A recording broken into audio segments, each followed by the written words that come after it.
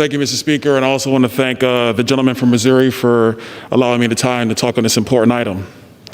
You know, as I walked onto the House floor today, I heard the talk from the other side talking about wanting to share in good ideas.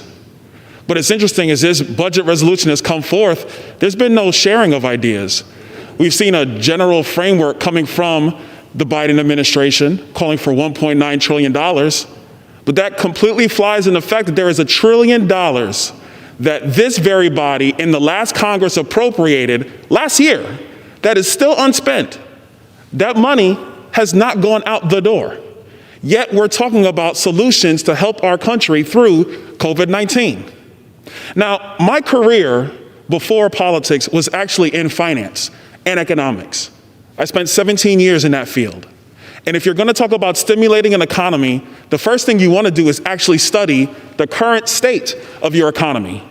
One of the metrics we always like to use in financial services is the unemployment rate. It's a pretty popular statistic.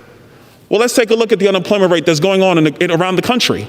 In my state of Florida, it's 6.1%. In Alabama, it's 3.9%. In South Carolina, it's 4.6%. In Texas, it's 7.2%.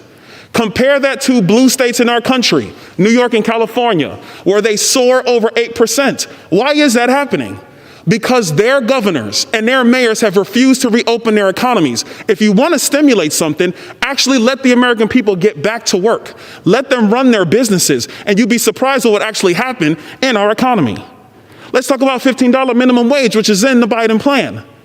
I don't know how a $15 minimum wage is going to help struggling small businesses continue to thrive in the current environment. Furthermore, what we have already seen with the $15 minimum wage is that it has led to workers actually getting less hours at the jobs that they have. I don't see how that is actually helping anybody stimulate an economy. Let's talk about education. In this plan, right now, there's $170 billion, give or take, to go to local school districts to reopen. But guess what? If they're picketing outside of the school district school board in Chicago to not go back into the classroom, what is this additional money actually doing? In Florida, we've been open in our schools. We have done this, and there are tens of billions of dollars already available to help school districts reopen. All they need is leadership. They don't need more money. The last thing I want to add is this for state and local governments. Every state government and every local government either gets their money from income taxes, sales taxes like in the great state of Florida, property taxes on the local level. This is typically how you get your revenue.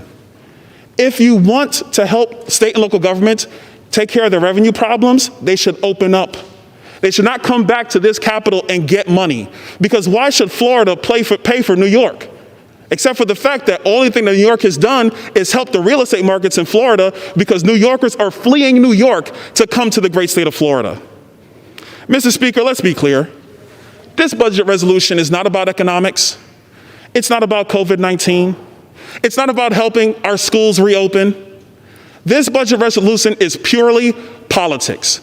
It is an opportunity to push through an agenda through budget reconciliation, where if you actually studied our economy and studied the fact that now close to 40 million Americans have been vaccinated with the vaccine from the previous administration, we are on track to getting reopened. We should study this, we should be more targeted, and we should not be putting forward a massive spending bill where no study has ever been given. And I yield back the rest of my time.